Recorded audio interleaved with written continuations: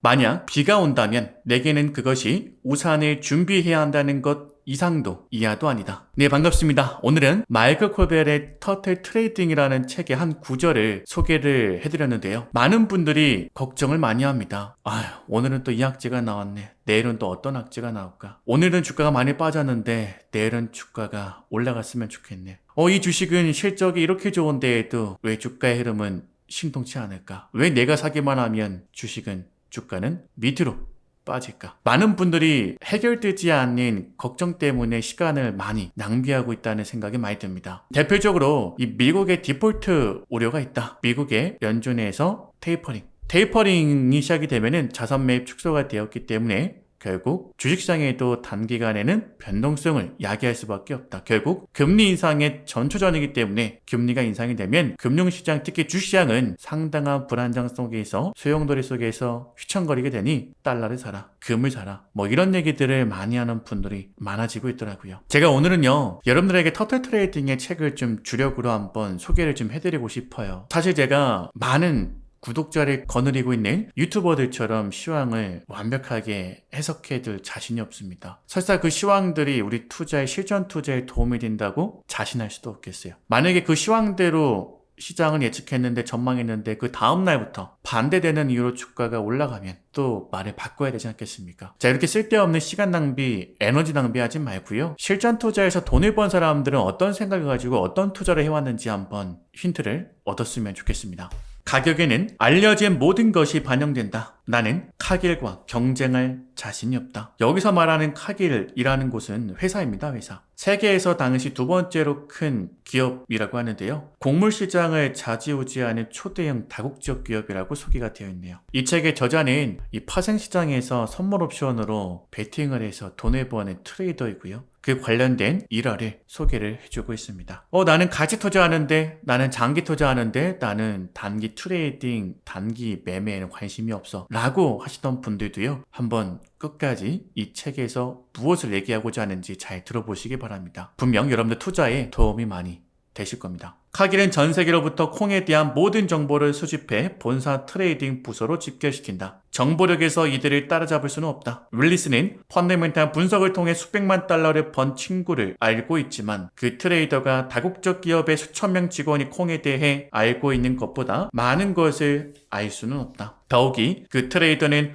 오직 하나의 시장에서만 거래를 한다. 그 친구는 채권에 대해서는 아는 것이 없었다. 외환에 대해서도 마찬가지였다. 나도 채권이나 외환은 모른다. 그러나 채권, 외환 시장에 투자해서 많은 돈을 벌었다. 둘 다 숫자에 불과하기 때문이다. 숫자라고 이해하지 마시고요. 가격, 추세, 시세라고 이해를 해주시면 더 좋을 것 같아요. 옥수수 거래는 채권 거래와는 다르지만 트레이딩 규칙과 완전히 다른 것은 아니다. 어떤 사람은 다른 시장에 투자할 때에는 다른 투자 시스템, 규칙, 룰을 적용한다고 해야 한다고 주장한다. 그건 말도 안 된다는 소리다. 우리는 군중 심리를 이용해서 트레이딩을 한다. 결코 옥수수, 콩, S&P를 트레이딩하는 게 아니다. 우리는 숫자를 트레이딩할 뿐이다. 숫자를 트레이딩한다는 말은 감정적으로 흔들려서는 안 된다는 데니스의 주장을 대변하는 또 다른 표현이다. 데니스는 터틀 수련생들이 가격 분석을 이해하도록 만들었다. 그는 다음과 같은 철학적 각성을 터틀 수련생들에게 강조했다. 나는 지성이 본질이고 가격은 현상이라고 생각했다. 그러나 나중에는 가격이 본질이고 지성은 현상에 불과하다는 것을 깨달았다. 좀 난해하고 어려운 내용이죠? 특히나 이 문장, 이 문구는 더 그런 것 같아요. 가볍게 생각해 볼게요. 사실 지금 테마주라고 알려져 있는 많은 대부분의 종목군들 있지 않습니까? 불과 몇 개월 전, 주가가 출발하기 전 몇 주 전에는요, 많은 분들이 주가가 올라갈 거라고 감히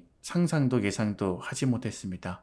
기업 분석은 그저 그랬고요. 실적도 긴가민가 했습니다. 그런데 거기에 테마가 반영이 되고 재료가 반영이 되면서 주가의 추세가 형성이 되기 시작하면서요. 결국 군중심리에서 마지막에 막차 타려고 하는 사람들까지 몰리면서 마지막 불꽃을 태우고 장렬하게 전세해가는 우리 테마주의 일생을 한번 좀 떠올려 보십시오. 결국 모든 것은 가격에서부터 시작된다. 가격이 본질이다. 많은 분들이 비싸진 주식은 가격을 더 주고 살려고 그러고요. 못 사가지고 줄을 서서 안달입니다. 그런데 좋은 주식이라고 알려져 있는 종목군들은요. 일단 인기가 없고요. 거래량과 거래대금이 뒷받침되지 않고, 그러다 보니까 자연스럽게 언론에도 뉴스에도 소개되지 않고, 인기 유튜버에도 경제를 잘 안다고 주장하는 애널리스트들에게도 소개가 되어지지 않으면 보통의 사람들은 소외된 주식, 소외주를 가지려고 하지 않습니다. 매수하려고 하지 않습니다. 그런데 트레이딩으로 단기 큰 돈을 벌려고 하는 사람이나 정석 투자라고 할 수 있는 장기 투자로 큰 돈을 벌려고 하는 사람들이나 두 불이 다 돈을 벌려면요, 남들이 사지 않는 것을 살 수 있어야 되고요, 남들이 분석하지 못한 것을 내가 먼저 분석할 수 있어야 되고요, 더 나아가서 매수할 수 있어야 됩니다. 내 포트폴리오에 담아낼 수 있어야 됩니다. 많은 분들이 화면에 나와 있는 것처럼 뉴욕 3대 지수가 신고가로 마감했다, 한국 증시는 늘 제자리 저점을 위협하고, 특히 삼성전자, 카카오, 오늘은 LG화까지 전저점을 이탈하는 모습이 나오니까 걱정거리가 참 많은 것 같아요. 왜 이렇게 디커플링, 동조화되지 않은 현상이 나타날까? 한국은 이제 끝났나? 미국으로 가야 되나? 이런 판단까지도 하시는 것 같아요. 이해는 갑니다. 그런데요, 한 가지 꼭 알아야 될 게 있어요. 미국도요, 뉴욕 3대 지수가 신고가 간다 그래가지고 2만 개가 넘는 뉴욕 증시에 상장된 모든 종목이 똑같이 올라가는 게 아닙니다. 우상향하는 게 아닙니다. 우리 증시도 마찬가지예요. 올해 증시도 삼성전자, 카카오, 세이트리온, 오늘은 LG화까지 시가총액 상위 종목군들이 저점을 이탈하고 위협하고 투매가 나온다 그래가지고 상장 때에는 2,400여 개 남짓 종목이 다 빠지는 게 아닙니다. 그 중에서는요, 준비, 새 정부 들어서 새롭게 주도주로 나갈 수 있는 종목군들이 준비가 되고 있습니다. 그러니까 비가 눈이 온다 그래가지고 우산을 쓰고 다음번 스텝을 밟을 준비를 해야 되는데, 야, 이 비 그치지 않으면 어떡하지? 이 눈 계속 내리면 어떡하지? 우리 일정에 차질 있지 않을까? 큰일인데. 많은 분들이 필요 이상으로 답이 없는 해결책에, 걱정거리에 쓸데없는 에너지를, 기회비용을, 시간을 많이 낭비하고 있는 것 같아요. 사실 S&P 500 같은 경우에는 한 55% 기업이 3분기 실적을 발표했는데 그 중에 82%가 대부분이 시장 전망치를 뛰어넘는 어닝 서프라이즈가 발생했다고 합니다. 그런데 이상하지 않습니까? 미국이란 나라 얼마 전까지만 해도 미국의 공화당, 민주당에서 부채 한도 상한 못 해준다고 서로 힘겨루기, 정치 싸움하면서 디폴트 우려까지 있었던 나라였습니다. 근데 최근 들어서는 신고가 이후로 기업들의 실적을 또 얘기하네요. 또 지금도 뉴스 나오고 있죠. 미국이란 나라 LA항 같은 경우는 물류이동이 완전 마비가 되어버렸습니다. 글로벌 공급망이 훼손되면서 물류이동 자체가 불가능한 식물항이 된 지가 오래되었습니다. 그런데도 기업들의 실적은 좋다면서 신고가 이유를 설명하네요. 혹시 또 압니까? 오늘 밤에 한국 시간으로 내일 미국장이 또 하락 마감하면 또 전혀 다른 악재를 들고 나올지. 그러니까 결국에는 오르면 오르는 대로, 내리면 내리는 대로 왔다 갔다 하는 방향성 없는, 기준과 틀이 없는 상태에서는 어떠한 종목군들도 오래 끈질기게 가져갈 수가 없고요, 투자할 수가 없게 됩니다. 그렇게 되면 당연히 돈을 벌 수가 없게 되는 겁니다.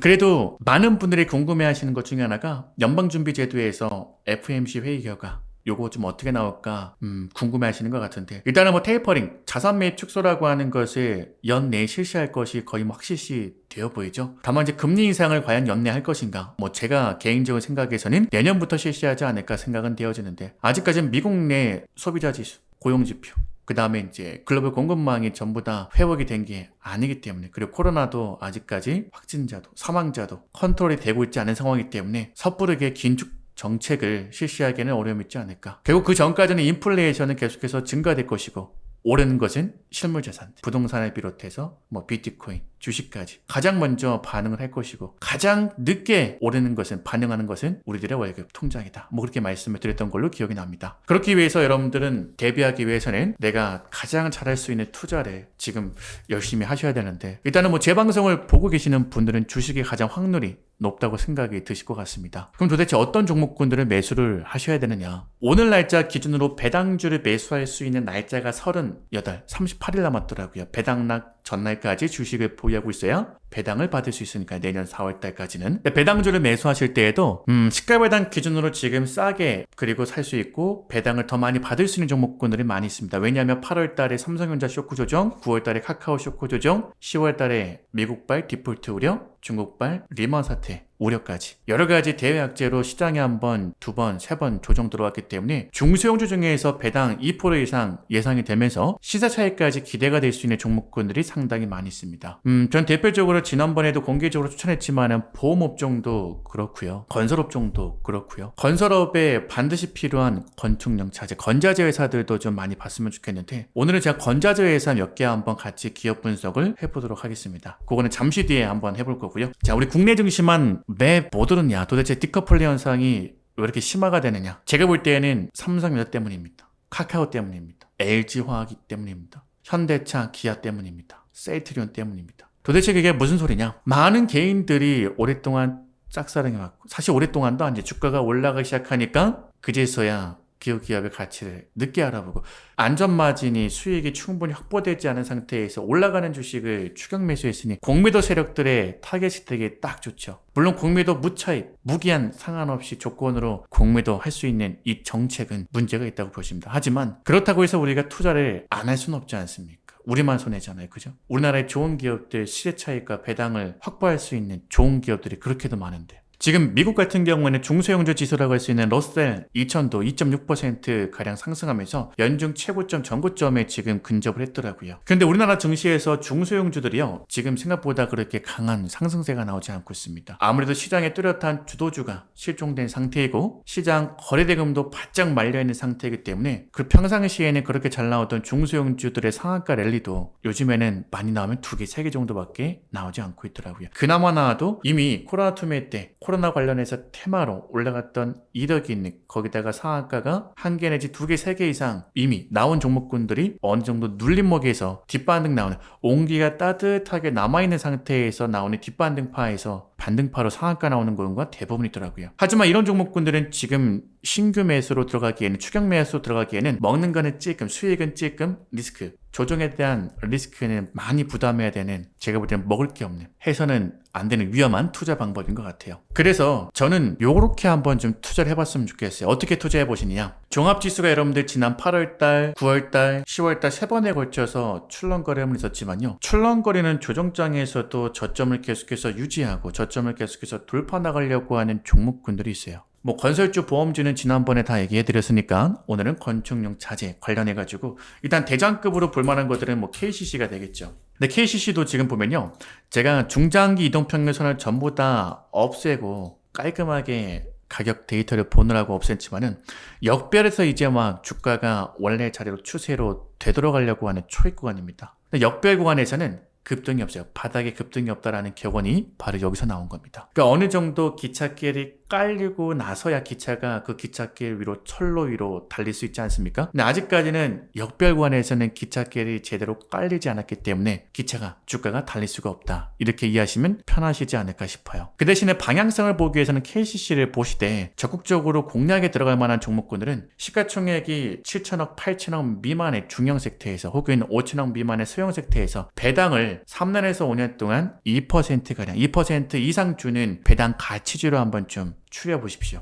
건축용 자재에서는 여러분들 충분히 추려낼 수 있어요. 왜 중형주, 소형주를 먼저 보느냐? 일단은 배당은 배당이고 시세차익이 우리의 주 목적이니까. 여러분들 설마 배당 꼴랑 2% 받으려고 배당주 투자하시는 분들 없죠. 배당주 투자는 최소 5년, 10년 단위로 장기간 배당 레버리지를 이용해서 내 계좌를 1단계, 2단계, 3단계 업그레이드 시킬 수 있는 분들만 활용할 수 있는 방법이에요. 단기간의 이벤트로 배당 2%, 3% 받으려고 들어갔다가 전고점에서 물려가지고, 상투에 물려가지고 고생하는 분들 많이 받았습니다. 배당은 꼴랑 2% 받고 물리는 거는 30%, 50% 물려. 그래서는 안 되겠죠. 그래서 지금 이 건축용 자재 많습니다. 건설회사에 납품하는 웬만한 종목군들은요, 다 건자재 회사라고 보시면 돼요. 대장은 KCC로 보시고 시가총액이 좀 작은 중형주, 소형주 중에서 배당 2%대 3년에서 5년 동안 실시하고 있는 종목군들을 보시면 어떨까? 너무 힌트가 방대하죠? 저는 개인적으로 이 IS동서라는 회사도 한번 좀 주목을 해봤으면 좋겠어요. 물론 여기가 지금 첫 번째 진 바닥이라고 볼 수는 없습니다. 확신할 수는 없지만은, 만약에 이번 장 출렁거리는 조정장에서도 지수가 LG화학이든 카카오든 삼성전자든 현대차든 세이트리온이든 시총 상위 종목군들이 저점을 위협하고 저점을 깨면 결국 아무 죄 없는 이런 가치주들도 같이 저점을 깨고 위협당할 수가 있단 말이에요. 거래량이 없기 때문에 변동성은 더 클 수밖에 없단 말이에요. 그럼에도 불구하고 저점을 깨지 않는다. 그럼에도 불구하고 자꾸 돌파 나가려고 하는 시도가 보인다. 그럼 더욱더 관찰을 많이 해보셔야 됩니다. 더욱더 기업 분석을 많이 해보셔야 됩니다. 이런 식으로 시장 조정 때마다 뭘 해야 되는지 본인만의 기준과 틀이 있어야 되고요. 평상시에 기업 분석해놓은 것들, 내가 지금 먼저 활용해야 되는 카드가 뭔지 많이 확보하고 있는 분들이 유리합니다. 자, 요 내용들 잘 참고하셔가지고요, 여러분들 11월 달에도 포트 단단하게 잘 짜시고 산타랠리까지 내년 연말 랠리까지 호재들 많이 남아있으니까 여기서 수익도 많이 내고 배당도 많이 받을 수 있는 황금 포트폴리오 잘 짜시기 바랍니다. 자, 저는 여기까지 보고요. 다음 시간에 또 찾아뵙도록 하겠습니다.